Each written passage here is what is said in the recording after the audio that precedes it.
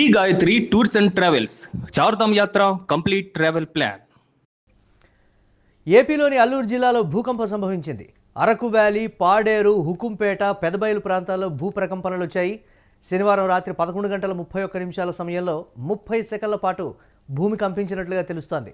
Richter స్కేల్పై భూకంప తీవ్రత 4.4గా నమోదైంది. ఈ నేపథ్యంలో ప్రజలు ఒక్కసారిగా ఉలికిపడ్డారు. ప్రాణభయంతో ఇళ్ల నుంచి బయటకు పరుగులు తీశారు. ఒడిశా కోరాపుట్లో భూకంప కేంద్రాన్ని గుర్తించారు. సిస్మిక్ జోన్ పరిధిలోకి పాడేరు ప్రాంతం వచ్చింది. అప్పుడప్పుడు ఇలాంటివి సహజమేనని కూడా నిపుణులు చెప్తూ ఉన్నారు. నీకేమనిపించింది? నీకు గిజి గిజి అయిపోయినారు బాబు మా ఫ్యామిలీ అంతా.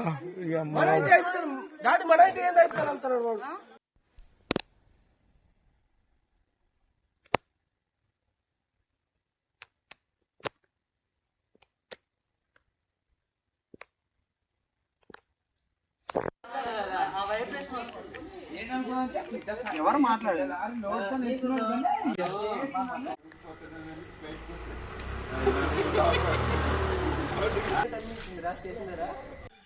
భూకంపం వచ్చేసింది, ఫుల్గా షేకింగ్ అయిపోయింది. అంతా ఇలా గజ్జ గజ్జ గజ్జ అదిరిపోయింది బాబు. ఇల్లంతా రేకులంతా పడిపోయినట్టు మేము అందరం బయట తీరొచ్చేసాం భయపడి. ఇదిగో సదురు దగ్గరే కూర్చున్నాం. ఈ ఆ షేకింగ్ తోటి, ఆ షేకింగ్ వల్ల ఏంటంటే బయటకు అందరం వచ్చేసాము భయపడి. ఎప్పుడు జరిగింది? ఎంతసేపు జరిగింది? 5 సెకండ్లు. ఎంతో 5 సెకండ్లో 6 సెకండ్లు అంతే. ఊరంతా బయటే ఉన్నారు. ఊరంతా బయటే ఉన్నారు బాబు. చిన్న పిల్లలు సాయత్ ఇదిగో ఇంటి బయటే ఉన్నాం. ఏపీలోని అల్లూరు జిల్లాలో సంభవించిన భూ ప్రకంపనలకి మరిన్ని అప్డేట్స్ మా కరెస్పాండెంట్ భరత్ అందిస్తారు. భరత్, భూ ప్రకంపనలకు సంబంధించి అధికారులు ఏం చెప్తున్నారు? స్థానికులు ఒకంత భయపడేటువంటి పరిస్థితి ఉంది. అప్డేట్స్ ఏంటి? ఓవరాల్గా ఏ విధంగా చూడాలి దీన్ని?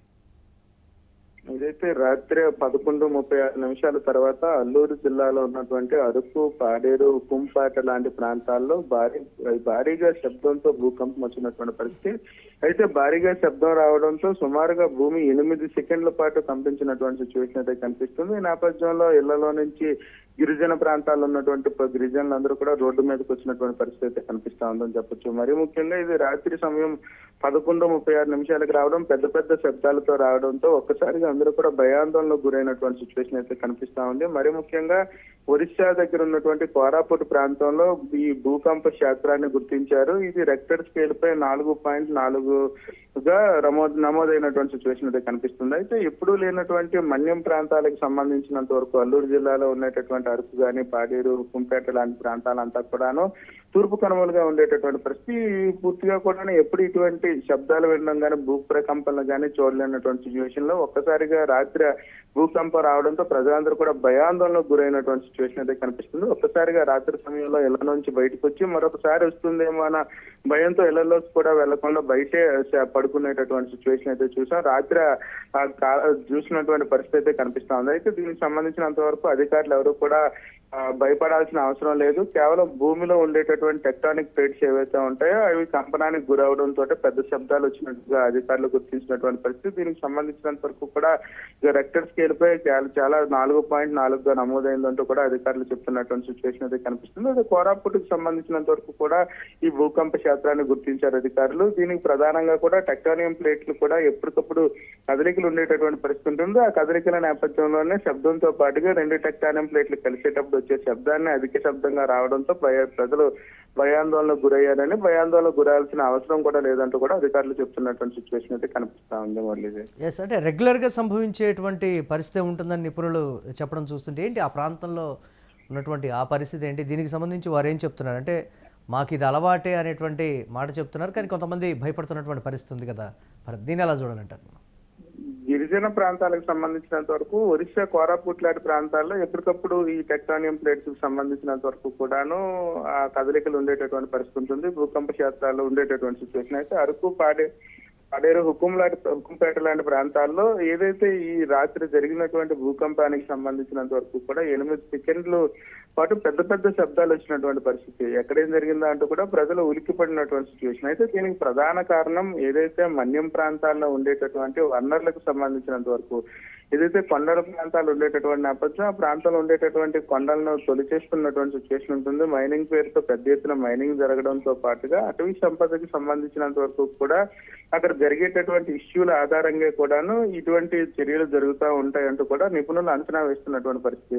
అయితే ఇది ఎప్పటికప్పుడు సంభవిస్తుందా అంటే మాత్రం దీని మీద అధికారులు అరకు అల్లూరు జిల్లాకు సంబంధించినంత వరకు కూడా ఎప్పటికప్పుడు సంభవించే పరిస్థితి ఉండదు. కేవలం కొన్ని సమయాల్లో మాత్రం రెక్టర్ స్కేల్ పై 2 సెకండ్లు లేదా 1 సెకండ్ ఈ టెక్టానియం ప్లేట్స్ కదులుతున్నటువంటి పరిస్థితుల్లో అటువంటి గుర్తించినటువంటి పరిస్థితి. కానీ 4 సెకండ్లు కంపించడంతో ప్రజలు భయాందోళనకు గురైనటువంటి సిచ్యువేషన్ అయితే కనిపిస్తా ఉందని చెప్తూ అధికారులు చెప్తున్నటువంటి సిచ్యువేషన్ అయితే కనిపిస్తుంది. ప్రజలకైతే మాత్రం 8 సెకండ్ల పాటు ఈ కదలికలు రావడం, దాంతో పాటుగా చాలా పెద్ద శబ్దాలు రావడంతో ఒక్కసారిగా ఉలిక్కిపడినటువంటి సిచ్యువేషన్. అధికారులు అయితే మాత్రం ఎప్పటికప్పుడు అంటే 1 లేదా సెకండ్న్నర ఇలా వచ్చేటటువంటి పరిస్థితి ఉండేది. కానీ ఈసారి 8 సెకండ్ల పాటు భూమి కంపించడంతో ప్రజలు భయాందోళనకు గురయ్యారు. కేవలం అక్కడ జరిగేటటువంటి ఏదైతే మన్యం ప్రాంతానికి సంబంధించినంత వరకు కూడాను కోరాపుట్ కానీ ఇటు ఛత్తీస్గఢ్ లాంటి ప్రాంతాల్లో అధిక మైనింగ్ జరుగుతున్నటువంటి సిచ్యువేషన్ ఉంటుంది. ఆ నేపథ్యంలోనే అక్కడ ఉండేటటువంటి కొండలు తరలిపోతున్నటువంటి నేపథ్యంలో ఆ స్పేస్ ఏర్పడుతుంది. ఆ స్పేస్ కి సంబంధించినంత వరకు కూడా భూమి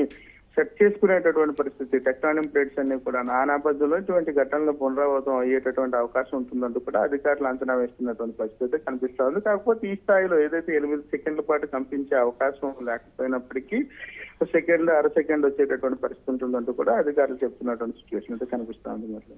right, thanks for updates Bharat.